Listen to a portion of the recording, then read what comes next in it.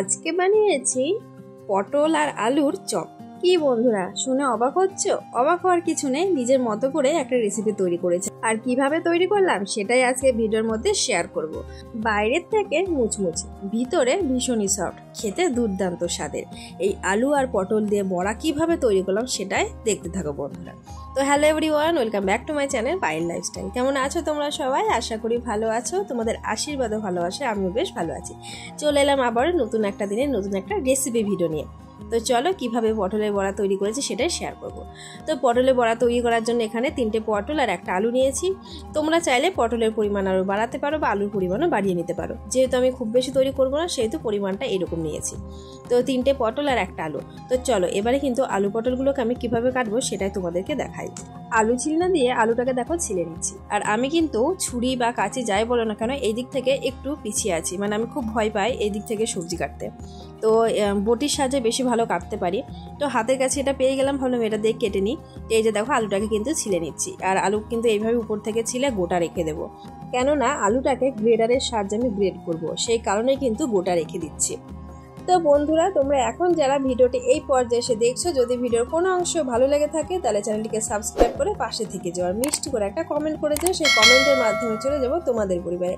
সাধারণ viewers, YouTube family friend সকলকে অসংখ্য ধন্যবাদ ডেলি আমাকে সাপোর্ট করার জন্য, আমার পাশে থাকার জন্য। আর নতুন বন্ধুদের উদ্দেশ্যে বলছি, পাশে থাকা বেল বাটনটাকে অন করে রাখবে, যাতে নতুন নতুন যে সমস্ত ভিডিও আপলোড দেবো সেই নোটিফিকেশন তোমাদের ফোনে সবার আগে চলে যাবে, আর তোমরা চটপট করে ভিডিও দেখে নিতেও পারবে। তো যাই হোক বন্ধুরা, আলু ছিলা কিন্তু হয়ে গেছে। তো পটলের উপরে খোসার উপরে যে একটা হালকা আস্তরণ থাকে সবুজ রঙের, সেটাই কিন্তু দেখো আমি এইভাবে ছিলে নিচ্ছি।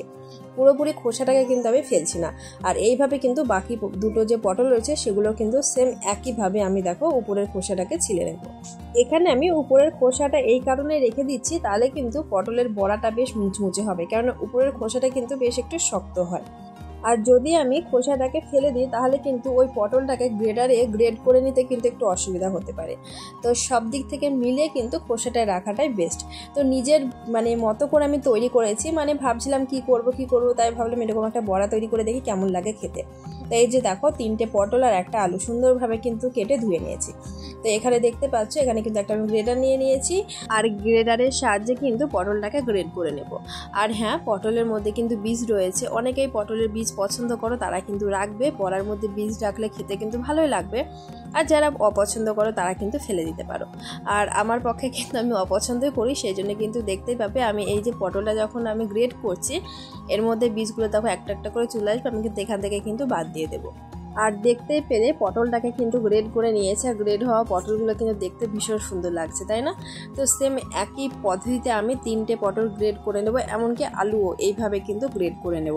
আর গ্রেড করে নেওয়ার পরে কিন্তু আমি এই যে গ্রেড করা সবজিগুলো কিন্তু একেবারেই ধোবো না, তোমরা গোটা অবস্থায় ধুয়ে নেবে, কেননা এর মধ্যে কিন্তু জল অ্যাড হলে কিন্তু বড়াটা নরম হয়ে যেতে পারে।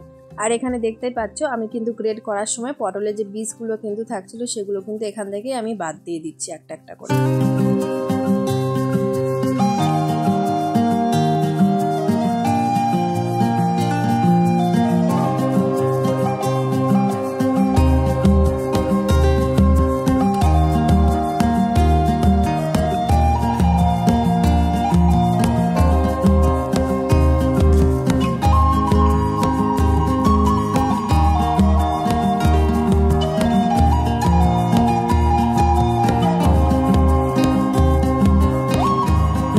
পটল গ্রেড করে নেওয়া হয়ে গেছে। গ্রেড হওয়া পটলগুলো দেখতে ভীষণ সুন্দর লাগছে, একদম কালারফুল।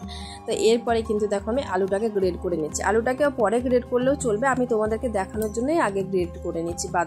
বাকি পটল দুটো বেঁচে রয়েছে সেগুলোকেও কিন্তু একইভাবে গ্রেড করে নেব। আর এইভাবে আলু পটলগুলোকে গ্রেড করে যদি বড়া তৈরি করা যায় খেতে কিন্তু দুর্দান্ত লাগবে। অবশ্যই আমি আরও কিন্তু উপকরণ অ্যাড করব, আর কি কি উপকরণ অ্যাড করছি সেগুলো দেখতে হলে কিন্তু শেষ পর্যন্ত জুড়ে থাকতে হবে বন্ধুরা।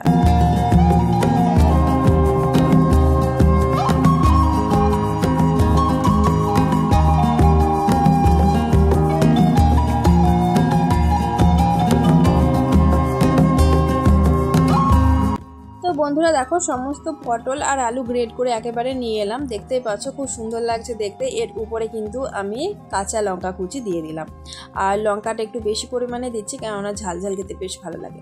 তারপর উপর থেকে এখানে হচ্ছে 3 চামচ পরিমাণে বেসন রয়েছে, আমি আইডিয়া করে প্যাকেট থেকে কিন্তু ডাইরেক্ট দিয়ে দিলাম। এবারে অ্যাড করলাম কালো জিরে। যে কোনো ফ্রাই বা ভাজার জিনিসের মধ্যে কালো জিরের ফ্লেভারটা কিন্তু ভীষণ ভালো লাগে, তো সেই জন্য কালো জিরে অ্যাড করেছি। তারপরে দিয়ে দিলাম জিরে গুঁড়ো, আর এরপরে হলদি গুঁড়ো, তারপরে হচ্ছে লবণ। তো এখানে আর একটু পরিমাণে আমি দুটো উপকরণ অ্যাড করব, সেটা হচ্ছে খাবার সোডা। একদম হালকা পরিমাণে দিচ্ছি মুচমুচে হওয়ার জন্য। আর সব শেষে যে উপকরণটি অ্যাড করব সেটা হচ্ছে অল্প পরিমাণে 2 চামচ মতো সুজি। তো সুজিটা অ্যাড করার কারণে কিন্তু পটলের বড়াটা খেতে আরও ভীষণ সুন্দর লাগবে। আর দেখতে পাচ্ছ এখানে সমস্ত উপকরণ মিক্স করে কিন্তু হাতের সাহায্যে আমি এইভাবে মেখে নেব। আর বন্ধুরা এখানে কিন্তু আমি 1 ফোঁটাও জল ব্যবহার করব না, জল অ্যাড না করে কিন্তু দেখো খুব সুন্দরভাবে কিন্তু আমি এই যে পটলের এই মাখাটা মেখে নেব। আর এইভাবে মেখে নিয়ে দেখো কতটা সুন্দর কিন্তু সফট নরম হয়ে গেছে। যেহেতু আলু পটলের মধ্যে কিন্তু জল থাকে, সেই জলে কিন্তু মাখাটা হয়ে যায়। তো পটলের বড়া তৈরি করার জন্য পুর কিন্তু রেডি, আর দেখতে ভীষণ সুন্দর লাগছে। তো এবারে আমি দেখো আমি ছোট ছোট আকারে হাতের সাহায্যে বড়া তৈরি করে নিচ্ছি আগের থেকে। আর এই বড়া তৈরি করার জন্য কিন্তু হাতে কোনো তেল মালিশ করার দরকার পড়বে না, তেল ছাড়াই কিন্তু খুব সুন্দরভাবে দেখো বড়াগুলো কিন্তু তৈরি করা হয়ে যাচ্ছে। তো একা করে সমস্ত বড়াগুলো কিন্তু দেখো আমি এইভাবে তৈরি করে নিচ্ছি।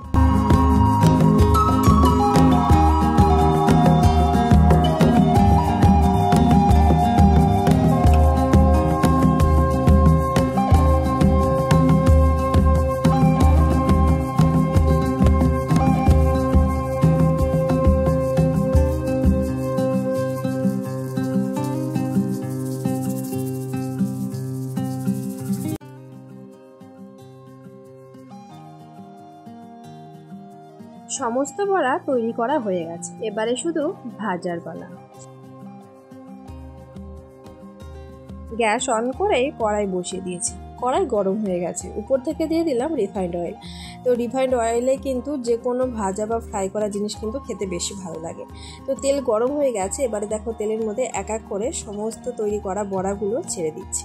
আর পটলের বড়াগুলো যেহেতু নরম অবস্থায় রয়েছে, তাই তেলে দেওয়ার সময় কিন্তু খুবই আস্তে আস্তে দিতে হবে, নাহলে কিন্তু আকারটা খারাপ হয়ে যেতে পারে।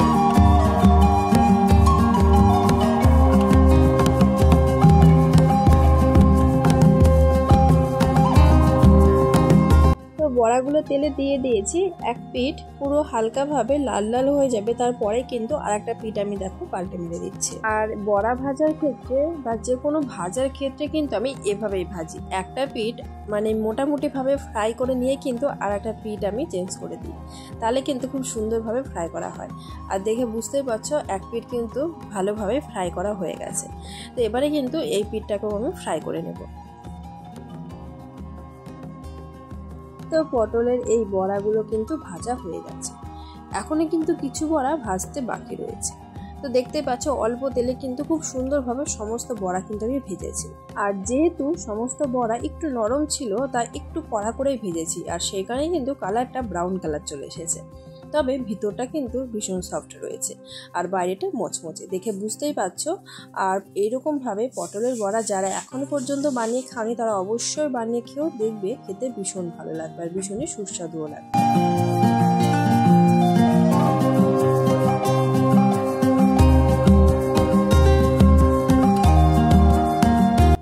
আমাদের সকলের প্রায় সন্ধ্যার সময় কিন্তু বাঙালিদের একটু চা, পকোড়া, স্ন্যাক্স জাতীয় খাবার খেতে ইচ্ছা হয়, তাই না? তো সেই সময় যদি এই রকমভাবে হাতের কাছে দুটো পটল আর একটা আলু দিয়ে সুন্দরভাবে পকোড়া তৈরি করে নেন, তাহলে কিন্তু সসের সাথে খেতে কিন্তু বেশ ভালো লাগে, তাই না? তো চলো বন্ধুরা, আজকের এই পটলের বড়ার রেসিপি কেমন লাগলো কমেন্টের মাধ্যমে জানিও, আর দেখাবে নতুন কোনো ভিডিওর সাথে। টাটা বন্ধুরা, ভালো থেকো।